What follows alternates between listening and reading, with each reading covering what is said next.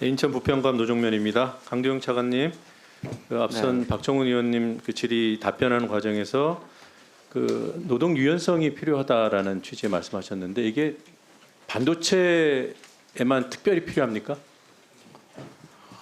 간단히 답해 주십시오. 뭐 인공지능 쪽에도 필요하다고 네, 판단합니다. 그렇죠. 예. 바이오는 안 필요합니까? 필요하다고 봅니다. 뭐 이런 식으로 각 산업 분야별로 예외가 필요하고 유연성이 필요하다. 그러면은 논의는 어떻게 해야 됩니까? 한꺼번에 몰아서 연구개발 분야에 대해서 국가 전략 산업으로서 육성할 가능성이 있는 산업 분야를 특정하고 거기에 대한 예외가 필요한지 실태 조사하고 거기에서 대안을 마련해야 되는 것 아닌가 싶어요. 반도체 특별법 하나 개정한다고 이 문제가 다 해결되나요? 아니죠? 아마 산자위에서도 그런 논의가 있었던 걸로 알고 있습니다. 네, 그래서 민주당의 입장은 연구개발 분야의 유연성 제고 필요성을 확인하고 필요하면 대안을 마련하자. 그걸 종합적으로 검토해서 논의하자. 환노해서 하자. 이겁니다.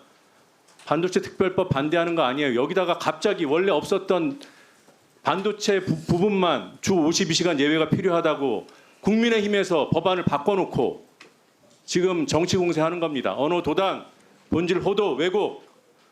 이제 좀 그만했으면 좋겠습니다. 그리고 윤석열을 향해서 내란 우두머리라고 하고 123 비상 계엄에 대해서 내란이라고 규정하는 것은 법적인 규정이 아닙니다. 그거 모르는 사람 있습니까? 객관적으로 드러나 있는 다툼이 없는 최소한의 사실관계만 가지고 현실적이고 실질적으로 판단하는 거예요. 사안별로. 그래서 윤석열에 대해서는 내란 우두머리라고 불러도 되겠다라는 판단을 정당이 할 수 있는 것이고 언론이 할 수 있는 것이고 국민들께서 하시는 겁니다.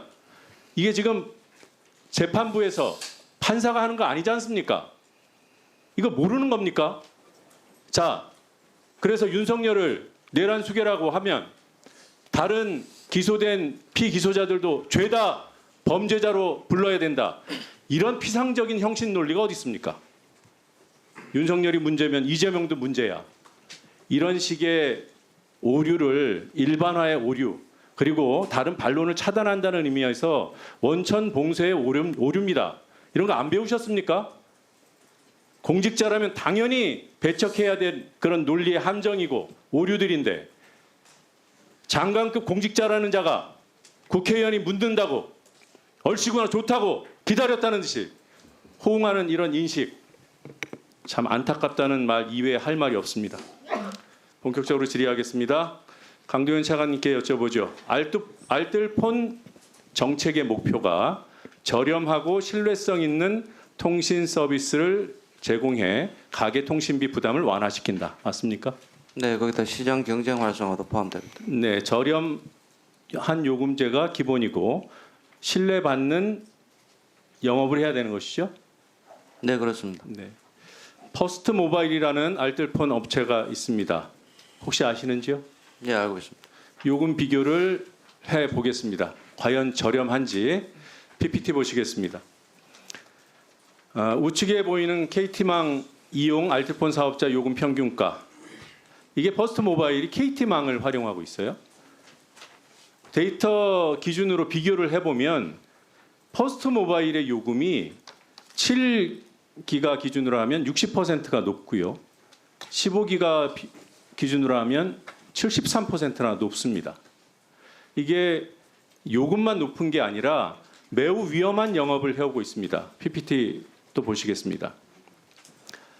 이제 이 개인정보 제공 동의를 하는데 제공처를 한번 보십시오. 제공받는 자, 광화문 온, 리더스 프로덕션, 자유일보 쭉 가다 보면 사랑제일교회가 나오고요. 자유마을이 나오고요. 대국본 등이 나옵니다. 다 아시죠? 전광훈 집단이에요. 이게 통신업체가 개인정보 동의를 이렇게 받고 있어요. 과기부에서 알았습니까? 이 건과 관련해서 정무에서도 개보위가 거기에 대한 검토를 해보겠다고 답변 드린 것으로 알고 있습니다. 개인정보 관련해서. 네. 이게 지금은 바뀌어 있어요. 최근에 보도가 나오면서 그것도 아시죠? 예, 그것까지는 모르시는군요. 확인 안 해봤습니다. 그다음에 이게 이제 정광훈 집단과의 특수관계인 것으로 의심이 돼서 주주명부를 확인해 봤습니다. 다음 PPT 보시겠습니다. 전한나라는 개인이 36,000주, 이게 60%입니다. 그리고 주식회사 리더스 프로덕션 20%, 광화문 온 20%. 전한나 씨는 정광훈 씨의 딸입니다.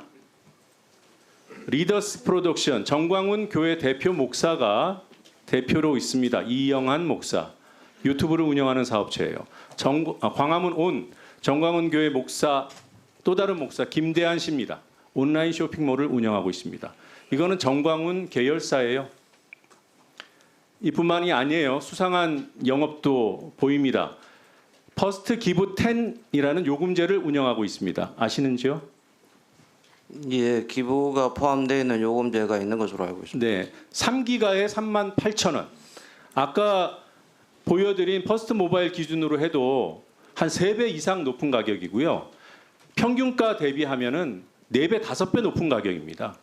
자, 기부를 하겠다는 약속을 하고 상품 가입시키는 거 가능한 영업일까요? 가능은 하죠? 요금제가 있다면 네. 단 그 기부하겠다는 약속은 지켜야 하는 것이죠. 그건 가입자와 그 사업자끼리 관계가 아닌가 싶습니다. 네, 그 약속을 지키지 않으면 사기죄에 해당될 겁니다. 그래서 행안부와 서울시에 확인을 해봤어요. 이게 어떤 기관이냐 하면 기부금을 받으면 기부를 해야 되잖아요. 기부를 하겠다고 약속하고 고객을 유치했으니까 10억 초과되면 행안부에 신고를 해야 하고 10억 이하는 서울시에 신고를 해야 됩니다. 신고 사례가 없어요. 이런 부분에 대해서 과기부는 관리 책임이 없나요? 어떻습니까?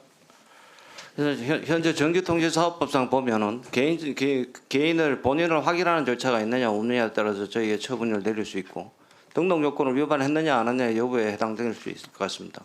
기타 부분의 고가 요금에 대한 문제 거짓이나 내용이 있는지 여부는 금지행위로서 방통위 소관으로 되어 있고 개인정보 아까 주셨던 말씀은 개인정보보호위원회의 소관으로 판단하고 있습니다. 저희 쪽에서는 본인 확인에 관련해서 이 업체의 과거에 작년에 그런 문제가 일부 있어서 신용명을 안 거쳐서 일단 영업정지를 매긴 바가 있고 지금 사례하고 다른 사례가 되겠습니다. 과기부 차원의 대응 가능한 방안을 정리해서 의원실에 좀 주시고요. 그리고 강동희 사무총장님, 네, 아까 요금제와 관련해서 방통위 소관이라는 말씀 들으셨죠? 예, 일부 뭐. 예, 방통위 입장 의원실에 제출해 주세요. 예, 알겠습니다.